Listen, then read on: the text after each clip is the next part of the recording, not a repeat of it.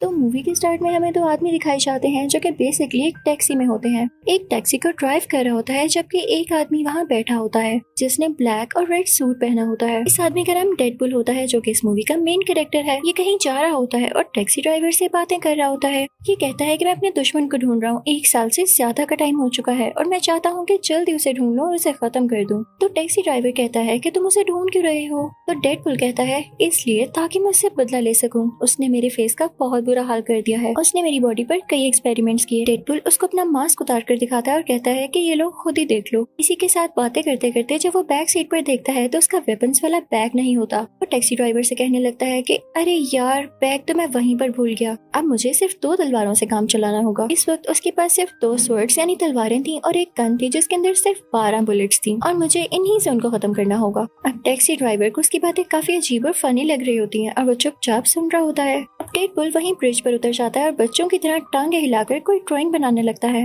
वो ऐसे ड्रॉ कर रहा होता है कि वो अपने दुश्मन को कैसे मारने वाला है कि तभी उसको वहाँ पर अपने दुश्मन की गाड़ियाँ नजर आती हैं। वो फौरन से उतर जाता है और उसके गन में जितनी भी बुलेट्स होती हैं उनसे उनके साथियों को मार डालता है। ये सीन काफी मजेदार है। उनकी गाड़ियाँ रोल होते हुए गिरती हैं। यहाँ हम पर रिवील होता है कि डेडपुल के दुश्मन का नाम फ्रांसिस होता है। वो काफी बड़ा विलेन था, काफी बुरा आदमी था। अब ये खबर मशहूर हो जाती है, हर जगह ये बात फैल जाती है कि डेडपुल और फ्रांसिस में लड़ाई हो रही है। ये न्यूज टीवी पर भी आती है। फिर हम घर में एक जॉइंट आदमी को देखते हैं जो कि स्टील का बना हुआ लग रहा था। उस आदमी को ये न्यूज देख के काफी गुस्सा आता है। वो एक टीनेजर लड़की को बुलाता है जिसके काफी छोटे बाल थे और वो दोनों गुस्से में डेडपुल से मिलने जाते हैं। अब यहाँ हमें पास्ट की स्टोरी दिखाई जाती है जबकि डेडपुल एक नॉर्मल इंसान था। वो अभी डेडपुल नहीं बना था। उसका नाम वेड होता है। वो सीधा एक बार में जाता है जहाँ पर उसका दोस्त भी होता है और वहाँ पर किसी जॉइंट आदमी की किसी दूसरे आदमी के साथ लड़ाई हो रही होती है। तो वेड ये देख कर एंजॉय कर रहा होता है। तभी वेड के पास एक लड़की आती है जिसका नाम वेनेसा होता है। वो वेड से आकर बातें करने लगती है और उसको काफी पसंद करने लगती है। अब आहिस्ता आहिस्ता इन दोनों में दोस्ती हो जाती है।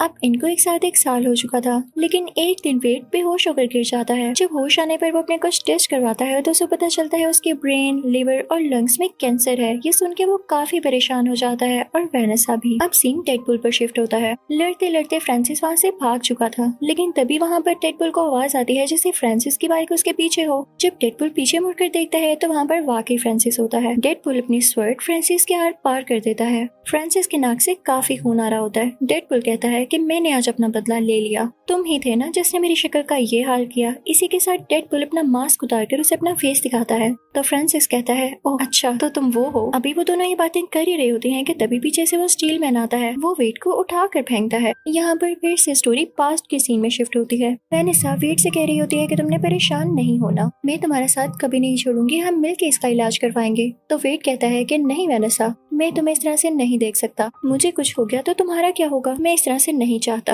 और ये कह के वहाँ से एक बार में आ जाता है। वो अपने उसी दोस्त के पास आकर बैठता है तो उसका दोस्त उसे कहता है कि यहाँ एक आदमी काफी देर से तुम्हारा इंतजार कर रहा है, जाओ मिलो उससे जाकर। और डेडपुल जब उसे जाकर मिलता है तो आदमी डेडपुल से कहता है कि मैं जानता हूँ कि तुम्हें एक डिजीज है और तुम उसका इलाज करवाना चाहते हो, इसमें मैं तुम्हारी हेल्प कर सकता हूँ, लेकिन साथ एक और बात, मैं तुम्हें सुपर पावर्स भी दे सकता हूँ। तो डेडपुल कहता है कि नहीं, मुझे एक नॉर्मल इंसान की तरह जिंदगी जीनी है, मैं इसमें इंटरेस्टेड नहीं। और ये कहकर वो वहाँ से आ जाता है। अब यहाँ से सीन दोबारा से प्रेजेंट में आता है और वो स्टील मैन डेडपुल से कह रहा होता है कि तुम्हारे साथ मसला क्या है, तुम अपनी पावर्स का गलत यूज क्यों कर रहे हो। तो डेडपुल स्टील मैन से कहता है कि मुझे मत सिखाओ, जिसने मेरे साथ बुरा किया मैं उससे बदला जरूर लूंगा। तभी वो टीनेजर डेडपुल से कहती है कि पीछे देखो। और जब डेडपुल पीछे देखता है तो फ्रांसिस वहाँ से भाग चुका होता है। डेडपुल को स्टील मैन पे काफी गुस्सा आता है और वो उसे मारने लगता है कि अगर तुम मुझे अपनी बातों में ना लगाते तो वो यहाँ से ना भागता। डेडपुल स्टील मैन को मारने लगता है, लेकिन क्योंकि वो बहुत ज्यादा हार्ड होता है तो स्टील मैन की दोनों रिस्ट यानी बाजू और एक टांग टूट जाती है। तो स्टील मैन उसे कहता है यार तुमने मेरा दिमाग खराब कर दिया है। उसे काफी जोर से हिट करता है जिससे डेडपुल दूर जाकर गिरता है और फिर उसकी रिस्ट अपने हाथ के साथ बांधकर उसे कहीं ले जाता है।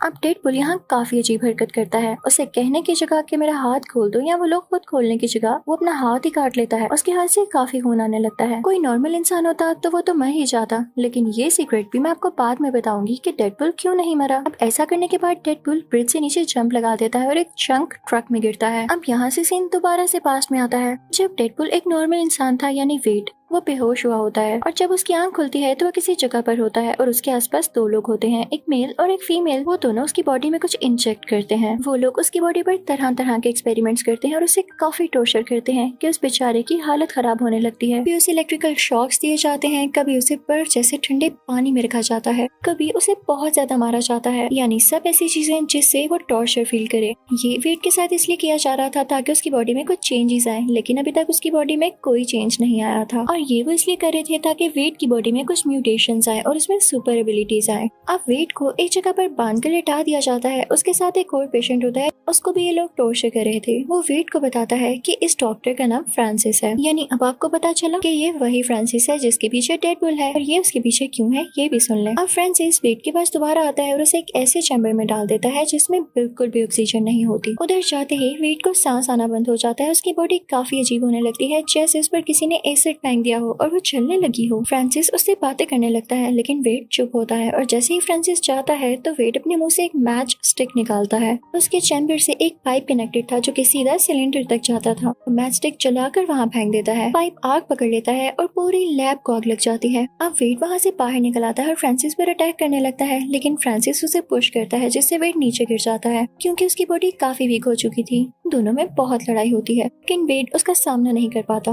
फ्रांसिस एक रोड उठाता है और वेट की आर पार कर देता है। दूसरी तरफ लैब जल रही होती है और उसके कुछ हिस्से जल कर नीचे गिर रहे होते हैं। फ्रांसिस तो वहाँ से भाग जाता है, लेकिन वेट अभी तक वहीं था। अब कई घंटे गुजर जाते हैं। आग तो थम चुकी थी, लेकिन पूरी बिल्डिंग राख में बदल चुकी थी। बेचारा वेट भी उसी राख के नीचे दबा हुआ था, और जब वो उस राख से बाहर आता है तो वो काफी हैरान होता है कि मैं अभी तक मरा क्यों नहीं। असल में बात ये थी कि उसकी बॉडी में म्यूटेशंस आ चुकी थी और उसमें अब काफी ज्यादा सुपर एबिलिटीज थी कि वो अपनी बॉडी का कोई भी पार्ट हील कर सकता था। वो इमॉर्टल हो चुका था, लेकिन इसका बुरा असर ये हुआ था कि उस बेचारे की सारी बॉडी जल चुकी थी, जैसे आपने पहले देखी। अब वेट को वेनेसा की फिक्र हो रही होती है कि वो बेचारी मुझे ढूंढ रही होगी, तो वो सीधा वहाँ से वेनेसा के पीछे जाता है। लेकिन रास्ते में सब लोग उसे काफी बुरी तरह से घूर रहे होते हैं, जैसे वो काफी अजीब दिख रहा हो, क्योंकि वेट को तो नहीं पता था कि अब उसकी शक्ल कैसी दिख रही है, क्योंकि वो वहाँ से डायरेक्ट यहाँ वेनेसा के पीछे आ चुका था। इतनी ही देर में वेनेसा बिल्डिंग के अंदर चली जाती है, और जब वेट बाहर शीशे में अपना फेस देखता है तो काफी दुखी हो जाता है। वो अपना फेस देख के कहता है कि वेनेसा मुझे कभी एक्सेप्ट नहीं करने वाली। वहाँ से वेट सीधा उस बार में जाता है जहाँ पर उसका दोस्त होता है। वो अपने दोस्त से कहता है कि देखो मेरी शक्ल का क्या हाल हुआ, अब वेनेसा मुझे कभी नहीं बुलाने वाली। तो उसका दोस्त कहता है कि वाकई अब इसका क्या हाल है। वेट कहता है कि बार में वो आदमी भी नहीं है जिसने मुझसे कहा था कि वो मेरा फेस ठीक कर सकता है। तो उसका फ्रेंड कहता है कि वो आदमी अगर नहीं है जो तुम्हारी डिजीज ठीक कर सकता है, तो वो आदमी तो है ना जो तुम्हारा फेस ठीक कर सकता है, क्योंकि उसी ने तुम्हारा फेस बिगाड़ा है। तुम उसे ढूंढो। वो तो यही समझ रहा है कि तुम मर चुकी हो और तुम्हें कोई सुपर पावर नहीं आई, तो इसीलिए वो तुम्हें वहाँ से छोड़कर चला गया। तो तुम मेरे भाई अपने लिए एक काम करो, अपने लिए एक मास्क और एक सूट तैयार करो जिससे उसे पता चल ही ना सके कि ये तुम हो और तुम जिंदा भी हो। फिर उसके बाद तुम उसको ढूंढना और उस पर अटैक कर देना। मैं तुम्हारा नाम डेडपुल रखता हूँ। और बस यहाँ से वेट का नाम डेडपुल पड़ जाता है। वो अपने घर जाता है और एक व्हाइट कपड़े से अपने लिए मास्क तैयार करता है। यहाँ से उसकी जर्नी स्टार्ट हो जाती है फ्रांसिस को ढूंढने की। अब उसे फ्रांसिस को ढूंढते ढूंढते 1 साल हो चुका था, और वो बीच में जब फ्रांसिस को ना ढूंढ पाता तो उसके साथियों को मार डालता। अब वो वक्त भी आता है जब वो अपने लिए एक बहुत अच्छा ब्लैक और रेड सूट तैयार करता है।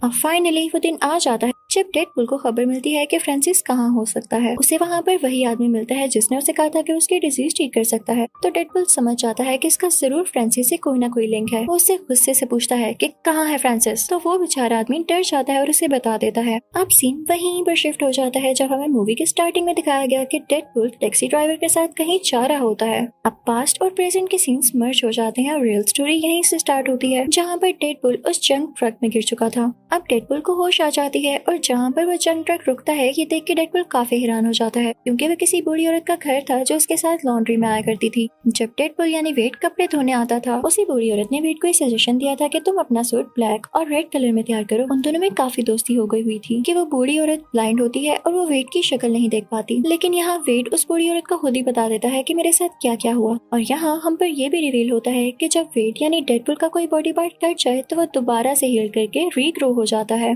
ये उसकी सुपर पावर्स होती हैं, सुपर एबिलिटीज होती हैं। तो वो बूढ़ी औरत से कहता है क्या मैं यहाँ तब तक रुक सकता हूँ जब तक कि मेरा हाथ वापस नहीं आ जाता, क्योंकि उसके बाद मुझे फ्रांसिस को ढूंढना है। अब हम फ्रांसिस को उसी फीमेल फ्रेंड के साथ देखते हैं जिसके साथ मिलकर उसने वेड में कुछ इंजेक्ट किया था। अब वो दोनों सीधा वेड के फ्रेंड की बार में जाते हैं। वो दोनों से पूछते हैं कि कहाँ है वेड, तो वो कहता है मैं नहीं जानता। फिर तभी वहाँ पे फ्रांसिस की दोस्त को वेड और वेनेसा की पिक्चर मिलती है। तो वो फ्रांसिस से कहती है कि फ्रांसिस मैं वेनेसा को जानती हूँ, अब वेड तक पहुँचना हमारे लिए आसान है। अब उन लोगों के चाहते ही वेड का फ्रेंड जो कि बाहर में होता है वेड को कॉल करके सब कुछ बताता है। तो वेड काफी परेशान हो जाता है और सीधा उस जगह जाता है जहाँ पर वेनेसा काम करती थी। वो एक बार थी। वहाँ पर जाकर वो सब लोगों से पूछने लगता है कि क्या आपने वेनेसा को देखा है, वो मेरी दोस्त है। लेकिन जब वेनेसा खुद उसे नजर आती है तो उसमें इतना करेज नहीं होता कि वो उससे बात कर सके, क्योंकि उसे ये लग रहा था कि वेनेसा उसका फेस देख के डर जाएगी। तो वहाँ से वो वॉशरूम में चला जाता है। उतनी ही देर में वेनेसा को कोई बताता है कि कोई आपको ढूंढ रहा है। वेनेसा समझती है कि वेड आया है। वो काफी एक्साइटेड होकर बाहर जाती है, लेकिन वहाँ वेड तो नहीं होता, लेकिन उसे फ्रांसिस और उसकी दोस्त किडनैप कर लेते हैं। जब डेडपूल डरता डरता वॉशरूम से बाहर आता है कि वेनेसा से बात कर सके, तो उसे वेनेसा कहीं नहीं दिखती। फिर उसे एक टेक्स्ट रिसीव होता है जो कि फ्रांसिस का था।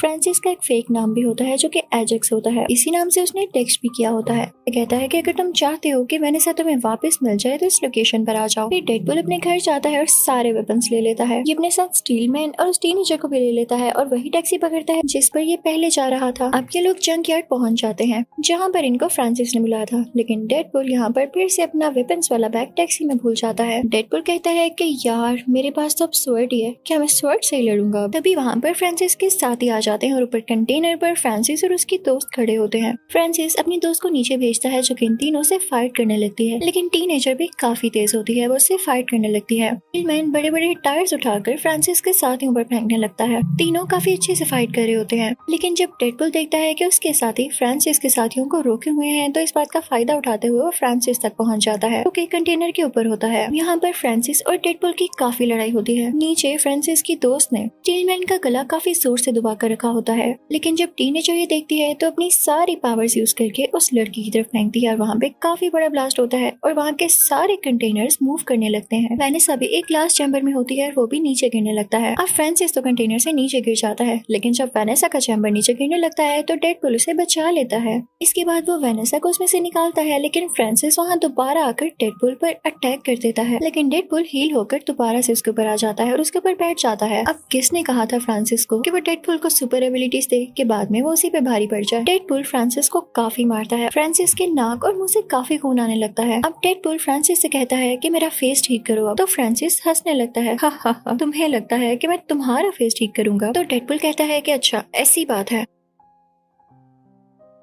इसी के साथ वो अपनी एक छोटी सी गन निकालता है और उस पर शूट करने वाला होता है कि तभी पीछे से स्टीलमैन की आवाज आती है। वो उसे कहता है डेडपूल तुम अपनी पावर्स का गलत यूज करोगे, तुम एक हीरो हो, तुम ऐसा नहीं कर सकते। लेकिन डेडपूल उसकी बात नहीं सुनता, वो फ्रांसिस के फेस पर शूट कर देता है। स्टीलमैन बाहर से जितना ह्यूज और पावरफुल दिखता था, अंदर से वो बेचारा उतना ही डरपोक था। उसे ये सीन देख के वॉमिटिंग होने लगती है। अब इस सब के बाद वेनेसा डेडपूल के पास आती है और उसे पंचेस मारने लगती है। तो डेडपूल उसे कहता है कि ठीक है मार लो, मैं जानता हूँ तुम राइट पर हो और तुम्हारा मुझे पंचेस मारना बनता भी है, लेकिन मैं तुम्हें एक चीज दिखाऊंगा, उसके बाद तो मुझे एक्सेप्ट ही नहीं करोगी। तो वेनेसा कहती है कि ऐसी भी क्या बात है। डेडपूल उसे कहता है कि मेरा फेस मास्क उतार के देखो, तुम्हें खुद ही पता चल जाएगा। तो वेनेसा उसका मास्क उतारती है, उसके नीचे एक और प्रिंट होता है। जब वेनेसा उसे हटाती है तो वहाँ पर डेडपूल का रियल फेस होता है जो कि काफी जला हुआ था। वेनेसा उसका फेस देख के कहती है कि क्या बुरा है इसमें, तुम्हारी आंखें, नाक, मुंह सब कुछ तो ठीक है, स्किन का इशू है तो वो सबको होता है, हर किसी की स्किन वैसे भी फ्लॉलेस नहीं होती, मुझे जल्द ही इसकी आदत हो जाएगी, लेकिन मैं तुम्हें छोड़कर नहीं जाने वाली। दोनों बहुत खुश होते हैं, दोबारा से सुलह कर लेते हैं। तो यहीं डेडपूल पार्ट 1 खत्म होता है। Now we are starting part 2। तो पार्ट 2 के स्टार्ट में हम डेडपूल को देखते हैं जो कि काफी सैड अपने अपार्टमेंट में बैठा होता है। वो अपने अपार्टमेंट को आग लगा देता है क्योंकि वो जिंदा नहीं रहना चाहता था, वो सुसाइड कर रहा था। अब हमें पास्ट का सीन दिखाया जाता है कि डेडपूल सुसाइड क्यों करना चाह रहा था। हमें एक फाइटिंग सीन दिखाया जाता है जिसमें डेडपूल अपने कुछ दुश्मनों से लड़ रहा होता है जो कि काफी बुरे लोग होते हैं, लेकिन उनमें से एक आदमी वहाँ से भाग जाता है। तो डेडपूल कहता है कि इसको तो मैं बाद में देख लूंगा, पहले मुझे वेनेसा से मिलना है, क्योंकि इन दोनों को एक साथ रहते हुए पूरे 2 साल हो चुके थे और इसने उसको विश करना था। लेकिन जब डेडपूल घर जाता है तो वहाँ पर वही आदमी आ जाता है जो कि वहाँ से भाग गया था। वो यहाँ वेनेसा को मार डालता है। जब डेडपूल ये देखता है तो उसे काफी दुख होता है। वो उस आदमी के पास जाता है और उसे ट्रक के नीचे देकर मार देता है। फिर वो वापस वेनेसा के पास आता है। वो काफी उदास होकर कहता है कि मेरी वजह से ही तुम मरी, मैं तुम्हारी मौत का बदला जरूर लूंगा। नो डाउट वो उस आखिरी आदमी को भी मार चुका था, लेकिन उन सब लोगों लोगों को खत्म करना चाहता था जो उसके लिए बुरे थे, जो किसी की बिला वजह जान लेते हैं बिना किसी रीजन के। उसे वेनेसा की बहुत याद आया करती थी और वो कई तरह से अपनी जान लेने की कोशिश करता था। कभी वो बिल्डिंग से नीचे जंप लगा देता, कभी उसके अंदर रोड्स घुस जाती,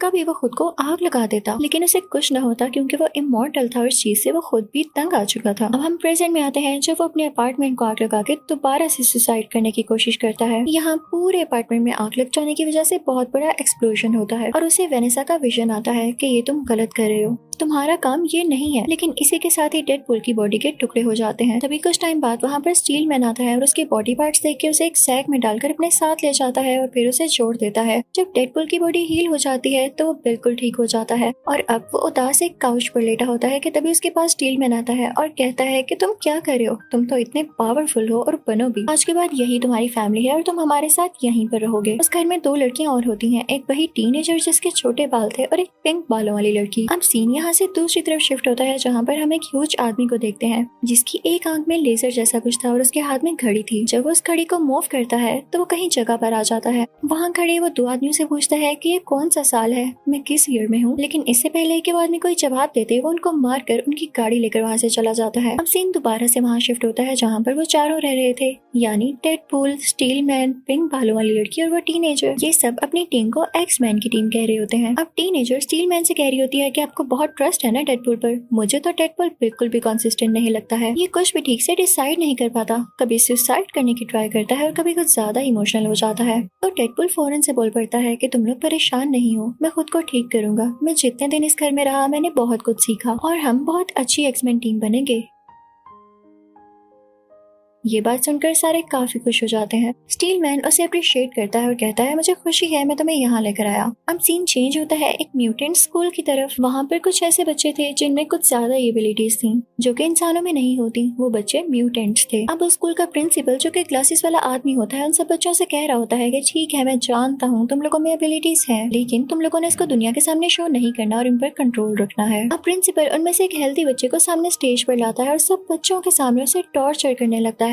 बच्चों से कहता है कि अगर अपनी एबिलिटीज को कंट्रोल ना किया तो आप लोगों के साथ भी यही किया जाएगा ताकि आप ये सीख लें कि कंट्रोल कैसे किया जाता है। पता नहीं कैसा स्कूल था ये। तभी हम उस घर को देखते हैं जहाँ पर वो चारों यानी एक्समैन टीम रह रही थी। तभी स्टील मैन डेडपूल के पास आता है और उसे कहता है कि एक मसला हो गया है और हमें उस जगह पर जाना है। अब जहाँ मसला हुआ था वो उसी म्यूटेंट स्कूल के बाहर वाला हिस्सा था जहाँ पर वो हेल्दी बच्चा टॉर्चर किए जाने की वजह से काफी तंग आ चुका था और बाहर आकर 2 पुलिस कार्स को डैमेज कर चुका था। उसकी एबिलिटी थी कि वो हाथों से आग फेंक सकता था। अब जनाब वहाँ पर ये एक्समैन टीम भी पहुंच जाती है और उस बच्चे को आराम से रोकने की कोशिश करती है, लेकिन वो बच्चा डेडपूल पर और उन लोगों पर अटैक कर देता है, जिसके बाद पुलिस इसके गले में एक डिवाइस डाल देती है। उसी टाइम वेड यानी डेडपूल नोट करता है कि उसकी गर्दन पर कोई निशान है, यानी ये बच्चा ऐसे ही अग्रेसिव नहीं हुआ, इसके साथ जरूर कोई जुल्म हुआ है। तो डेडपूल भी स्कूल के बाकी स्टाफ पर अटैक कर देता है, जिसकी वजह से पुलिस उसके गले में भी वो डिवाइस डाल देती है। इनफैक्ट ये ऐसी डिवाइस थी जो किसी की भी सुपर एबिलिटीज को कंट्रोल में कर सकती थी। जिसके गले में भी ये डिवाइस होती वो अपनी एबिलिटीज को ठीक से यूज ही न कर पाता और सबसे बड़ी बात ये डिवाइस खुद से उतर भी नहीं सकती थी। अब यहाँ पे उस हेल्दी बच्चे को और डेडपूल को एक साथ उधर म्यूटेंट सेल में लेकर जाया जाता है जहाँ पर और भी लोगों को पकड़ कर लेकर आया गया था और उन्हें सूट भी पहनाया जाता है जैसे क्रिमिनल्स का हो। अचानक से वेट यानी डेडपूल को दर्द होने लगती है क्योंकि जब तक उसकी एबिलिटीज उसके पास थी उसे अपनी कैंसर की डिजीज फील ही न हुई, लेकिन क्योंकि उसके गले में डिवाइस थी और उसकी एबिलिटीज उसके पास नहीं थी तो उसे काफी दर्द हो रहा था क्योंकि उसका कैंसर वापस आ रहा था। तो वह हेल्दी बच्चा बोलता है कि हमारी गलती है कि हम अपने लिए स्टेप नहीं लेते, अच्छा खासा मैंने स्टेप लिया लेकिन पुलिस ने आके वहाँ सब कुछ खराब कर दिया। वो लोग जानते ही नहीं कि स्कूल का प्रिंसिपल कितना बुरा आदमी है। उसने मुझे इतना मारा, इतना टॉर्चर किया और जैसे ही मैं इस सेल से निकलूंगा मैं उसे मार डालूंगा। और इसके बाद वो दोनों खाना खाने लगते हैं।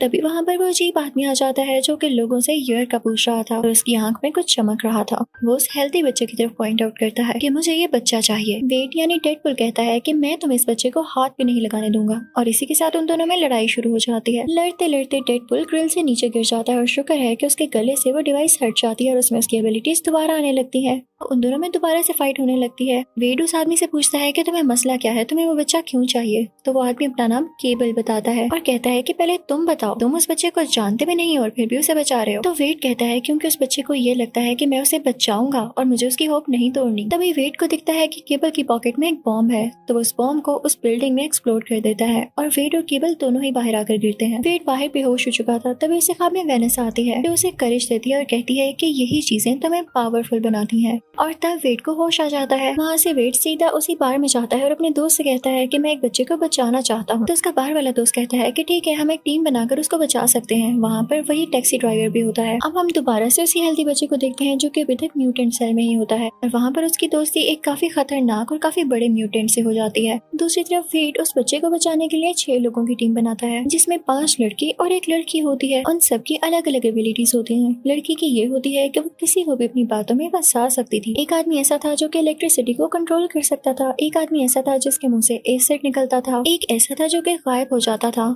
यानी इनविजिबल। एक ऐसा था जो कि इस दुनिया से नहीं था और उसमें एबिलिटीज भी इस दुनिया की नहीं थी। और एक मूंछों वाला आदमी जिसके पास कोई एबिलिटी नहीं थी तो उसे सिर्फ फॉर्मेलिटी के लिए रख लिया गया था। दूसरी तरफ हम केबल को देखते हैं। वो वेड के बार वाले दोस्त को किडनैप कर लेता है और उससे पूछता है कि मुझे बताओ कि वो म्यूटेंट बच्चा कहाँ पर है, साथ ही साथ वेड चाहता क्या है। तो वेड का वो बार वाला दोस्त काफी डर जाता है और उसे सब कुछ बता देता है और ये भी कि वेड के क्या प्लान्स हैं। अब वेड को खबर होती है कि उस म्यूटेंट बच्चे को किसी दूसरे सेल में शिफ्ट कर रहे हैं तो इसके पास अच्छा मौका था उस बच्चे को बचाने के लिए। तो अपनी सारी टीम को पैराशूट्स पर लेकर उड़ता है और उन पुलिस कार्स का पीछा करने लगता है जिसके अंदर वो म्यूटेंट बच्चा था। उस टीम में से सिर्फ एक ही लड़की होती है, वही कर्ली बालों वाली लड़की जो कि पुलिस की कार में बैठ जाती है। अब बाकी लोग भी उस कार के अंदर जाना चाहते थे लेकिन उनसे पहले ही केबल अंदर चला जाता है और उस कर्ली बालों वाली लड़की से लड़ाई करने लगता है। लेकिन तभी वहाँ पर डेडपूल भी आता है जो कि अपनी साथी को बचा लेता है। इतनी देर में उस म्यूटेंट बच्चे ने अपना ग्लास चैम्बर खोल लिया होता है और साथ ही साथ वो उस म्यूटेंट को भी बचा लेता है जो कि काफी जायंट था और उससे दोस्ती कर ली थी उसने। वो म्यूटेंट बच्चा जैसे ही डेडपूल को देखता है तो कहता है कि जब मुझे बचाने का टाइम आया तो तुम वहाँ से भाग गए और अब आ गए हो।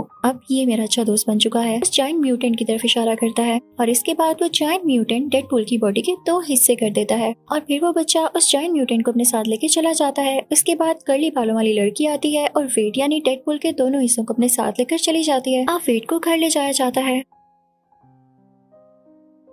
यहाँ पर वो बूढ़ी औरत भी होती है और यहाँ पर वेड काफी फनी लग रहा होता है क्योंकि उसकी टांगे रीग्रो कर रही होती हैं जैसे किसी बेबी की हो। वो वेट कर रहा होता है कि कब उसकी टांगे ठीक हो और कब वो उस बच्चे को बचाने जाए। तभी वहाँ पर केबल आ जाता है और उससे आराम से बात करता है। कहता है कि मैं तुम्हें अपने सारे कंसर्न्स बताता हूँ, मैं क्यों नहीं उस बच्चे को बचाना चाहता और तुम्हारी सोच भी गलत है जो तुम सोच रहे हो कि अभी भी तुम उस बच्चे को बचाना चाहोगे। अगर मैं तुम्हें बताऊँ कि मैं इस बच्चे को क्यों नहीं बचाना चाहता तो सुनो, मैं फ्यूचर से आया हूँ। मेरी एक छोटी सी बेटी है और एक बहुत अच्छी वाइफ है। अब ये बच्चा बड़ा होकर मर्डरर बनेगा और मेरी फैमिली को मार डालेगा। अभी भी वो स्कूल के प्रिंसिपल को मारने जा रहा है और क्या तुम्हें नहीं लगता कि इसके बाद उसे मर्डर्स करने की आदत हो जाएगी? मैं सब जानता हूँ कि उसने क्या करना है बड़े होकर, लेकिन अब मसला है मैं तुम्हारी हेल्प के लिए क्यों आया हूँ। क्योंकि पहले वो अकेला था और मैं अकेला ही उसे पकड़ सकता था, लेकिन अब उसके साथ वो जायंट म्यूटेंट है और मुझे तुम्हारी जरूरत है क्योंकि तुम ही उसे हरा सकते हो। मैं मानता हूँ कि तुम काफी स्ट्रॉन्ग हो। तो डेडपूल कहता है कि ठीक है, मैं तुम्हारे साथ आऊंगा, लेकिन मुझे प्रॉमिस करो कि तुम जाते ही उसे मारोगे नहीं बल्कि प्यार से समझाओगे। हो सकता है कि वो हमारी बात समझ ले। अब उन दोनों में डील हो जाती है और वो लोग वहाँ से जाने लगते हैं। अब वो लोग वहाँ से जाने लगते हैं तो रास्ते में वेड एक्समैन हाउस पे रुकता है जहाँ पे वो स्टील मैन होता है। वो उसे बुलाता है तो वो कहता है भाई तुम्हारे मसले खत्म नहीं होते, मैं नहीं आऊंगा। डेडपूल और केबल के साथ वो कर्ली बालों वाली लड़की भी होती है, लेकिन जब तक वो पहुँचते हैं तो इतनी देर में वो बच्चा और जायंट म्यूटेंट उस स्कूल के अंदर जा चुके होते हैं। वो बच्चा अंदर जाकर प्रिंसिपल को मारने ही वाला होता है कि तभी वो जायंट म्यूटेंट बाहर आकर उन लोगों से मुकाबला करने लगता है। लेकिन वेड, केबल और वो कर्ली बालों वाली लड़की मिलकर भी उस जायंट म्यूटेंट का कुछ नहीं बिगाड़ पा रहे थे। अभी वहाँ पर स्टील मैन आ जाता है, यानी था वो भी दिल का अच्छा करना चाहता था वो मदद, लेकिन उसमें सेल्फ रिस्पेक्ट थोड़ी ज्यादा थी जो कि अच्छी बात भी है। वो आकर उस जायंट म्यूटेंट से लड़ने लगता है और कर्ली बालों वाली बच्ची स्कूल के अंदर चली जाती है ताकि उस बच्चे को रोक सके। वो अंदर जाकर पहले तो सारे बच्चों को वहाँ से बाहर निकालती है। अब केबल और डेडपूल उस बच्चे के पास आते हैं। बाहर स्टील मैन के पास वो टीनेजर भी आ जाती है और वो दोनों मिलकर उस जायंट म्यूटेंट को मार डालते हैं। अब वो बच्चा प्रिंसिपल को अंदर मारने ही वाला था, तो ये देखते हुए केबल उस बच्चे को मारने लगता है, लेकिन डेडपूल उसे रोकता है कि तुमने कहा था कि हम इसे समझने का एक मौका जरूर देंगे, इसे एक चांस देंगे। अब डेडपूल उस हेल्दी बच्चे को समझाने लगता है कि देखो, अगर तुम प्रिंसिपल को इसलिए मार रहे हो कि वो तुम लोगों को टॉर्चर करता है, तो तुम भी उसे मारने के बाद एक मर्डरर बन जाओगे और कोई तुम्हें अच्छा नहीं समझेगा, तो उसमें और तुम में फर्क क्या रह जाएगा। इसी के साथ वो उस बच्चे की तरफ बढ़ता है और उसे कहता है कि मैं तुम्हें हमेशा से बचाना चाहता था, इसीलिए तो यहाँ पर आया हूँ। लेकिन उस बच्चे को डेडपूल की बातों पर यकीन नहीं आता। अपने हाथों से आग निकालता है और उसे जोर से पुश करता है जिससे वो दूर जाकर गिरता है। अब डेडपूल जब गिरता है तो उसे काफी दुख होता है। वो अपने गले में वही डिवाइस पहन लेता है। हेल्दी बच्चे से कहता है कि ठीक है, अगर तुम्हें शक है कि मैं तुम्हें कोई नुकसान पहुंचाऊंगा तो ठीक है, मैंने डिवाइस पहन ली, मेरी सारी एबिलिटीज खत्म हो गई, अब मैं मर सकता हूँ तो तुम मुझे मार लो। लेकिन केबल इसी के साथ ही उस बच्चे को शूट करने लगता है और वो गोली चला देता है, लेकिन तभी बीच में डेडपूल आ जाता है, गोली उसको लग जाती है। यहाँ पर हेल्दी बच्चा फौरन से वेट के पास भाग कर आता है और उसे सॉरी करता है, लेकिन अब काफी देर हो चुकी थी। अब क्योंकि वेट यानी डेडपूल के गले में डिवाइस थी तो उसके बॉडी पार्ट हील नहीं हो सकते थे और इसी के साथ वो मर जाता है। मरने से पहले वो सबसे कहता है कि अगर मुझसे कोई गलती हो गई हो तो माफ कर देना, मेरा तुम लोगों के साथ अच्छा टाइम गुजरा। मरने के बाद वो वेनेसा के पास पहुंच जाता है तो वेनेसा उसे गले से लगाकर कहती है कि तुम इतनी जल्दी आ गए, अभी तो दुनिया को तुम्हारी जरूरत थी, तुम वापस एक्समैन टीम में जाओ। उधर केबल को भी काफी दुख हो रहा होता है कि उसने क्या कर दिया। वो अपनी वॉच को मूव करने लगता है, इससे टाइम रिवर्स हो जाता है और ये उसके पास आखिरी चांस था जो कि उसने अपनी बीवी और बेटी से मिलने के लिए रखा था। टाइम वहीं पर आ जाता है जहाँ पर डेडपूल को गोली लगने वाली होती है। गोली उसे वहीं पर लगती है जहाँ पर उसकी पॉकेट में कॉइन होता है और लकीली वो बच जाता है। तो डेडपूल अब केबल से कहता है कि तुमने मेरी खातिर अपना आखिरी चांस क्यों जाया किया। तो केबल कहता है जैसे तुमने मेरी हेल्प की वैसे ही मैंने तुम्हारी हेल्प की, तुमने इस बच्चे को मर्डर करने से रोक लिया, इसका मतलब बड़ा होकर ये मेरी बेटी और मेरी बीवी का भी मर्डर नहीं करेगा, तो मेरी फैमिली सेफ है। मैं यहाँ कुछ देर इंतजार करूंगा और अपनी फैमिली के पास वापस चला जाऊंगा। वो सारे लोग वहाँ से जाने लगते हैं, तभी पीछे से स्कूल का प्रिंसिपल आता है और उन्हें बुरा भला कहने लगता है। उनको ब्लैकमेल करता है कि मैं तुम्हें मार दूंगा। तभी टैक्सी ड्राइवर वहाँ पे आता है और कहता है कि तुम मारोगे हमें। इसी के साथ वो अपनी टैक्सी उसके ऊपर चला देता है, कहता है कि ये लो मैंने तुम्हें मार दिया। अब मूवी की लास्ट सीन में हम देखते हैं कि केबल की वॉच को टीनेजर और वो पिंक बालों वाली लड़की ठीक कर देते हैं और फिर बाद में उसको वेट भी यूज करता है वेनेसा से मिलने के लिए। इसी के साथ ये मूवी यही एंड हो जाती है। Thank you for watching.